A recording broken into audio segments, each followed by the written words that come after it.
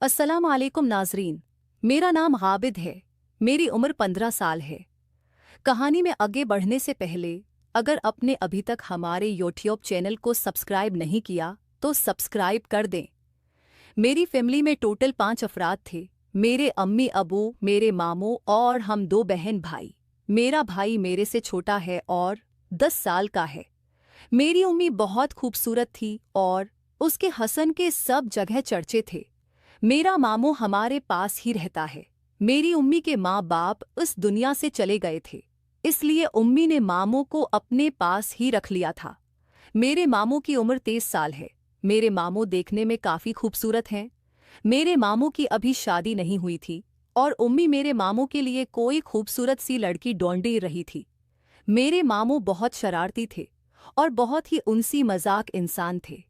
मेरे मामू हमारे साथ बहुत अच्छा रवैया रखते थे। मेरे मामू की अपनी करियाना शॉप थी और उन्हें वहां से अच्छी आमदन होती थी, इसलिए मेरे मामू काफ़ी अच्छा पैसा कमाते थे और अपनी सारी कमाई उम्मी को ही देते थे। हमारे हालात बहुत अच्छे थे। अब वो कुछ भी नहीं करते थे और वो गुर में फरी होते थे। मेरे मामू हमारे घर का खर्चा चलाते थे और हमारे पास जिंदगी की आसाइश मौजूद थे। एक दिन मामू के मोबाइल पर मैं एक फिल्म देख रही थी तो मैंने वो फिल्म निकालकर मामू के मोबाइल की मेमोरी चेक करने शुरू कर दी। तो मामू ने बहुत ही बड़ी फिल्में मोबाइल में रखी हुई थी। मैं एक फिल्म ढूंढ कर देखने लगी थी, इतने में मामू ऊपर से आ गए थे और वो मुझे मारने लगे थे और कहने लगे थे कि मरियम बेटा, आप ये कौन सी चीज़ें देख रही हो बहुत बेशर्म होती जा रही हो। मुझे भी मामू की बात सुनकर शर्म आई थी और मैंने कहा था कि मामू सूरी, मुझसे गलती हो गई। बस मैं ढूंढते ढूंढते ये चीज़ें निकाल कर बैठ गई थी। मामू भी शर्मिंदा होने लगे थे और कहने लगे थे मुझे ये चीज़ें किसी दोस्त ने सुन की है। मैंने मामू से पूछा था कि आपको उस चीज़ की कमी महसूस होती है, तो मामू कहने लगे थे कि मुझे उस चीज़ की काफ़ी कमी है महसूस होती है, क्योंकि मेरी उम्र 23 साल हो चुकी है और अभी तक मेरी शादी नहीं हुई। मैं किसी ऐसी लड़की की तलाश में हूँ जो मेरी कोई ख्वाहिश को पूरा कर दे। मैं मामू की तरफ देखकर काफ़ी अफसरदा हुई थी कि मामू को उस चीज़ की काफ़ी तलब थी, इसलिए मैंने प्रोग्राम बना लिया था कि किसी दिन टाइम निकालकर मामू की ख्वाहिश को पूरा कर दूंगी।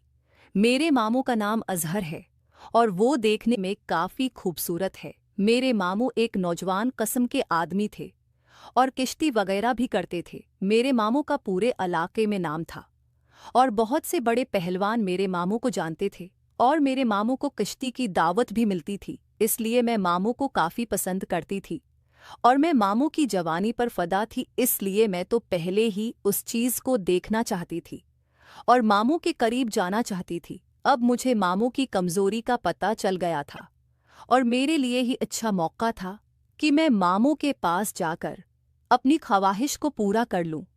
एक दिन मेरी उम्मी अबू किसी काम से शहर चले गए थे और घर में मैं, मामू और मेरा भाई ही था।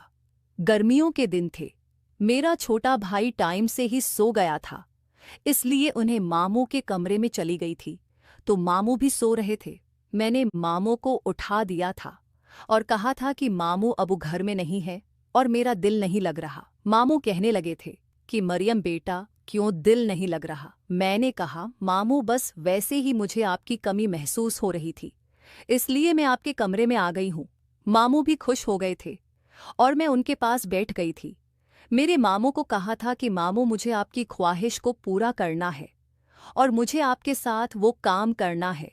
मामू तो हैरान हो गए थे और कहने लगे थे, मरियम बेटा, आप तो 15 साल की हो और मेरे साथ ये काम कैसे कर लोगे?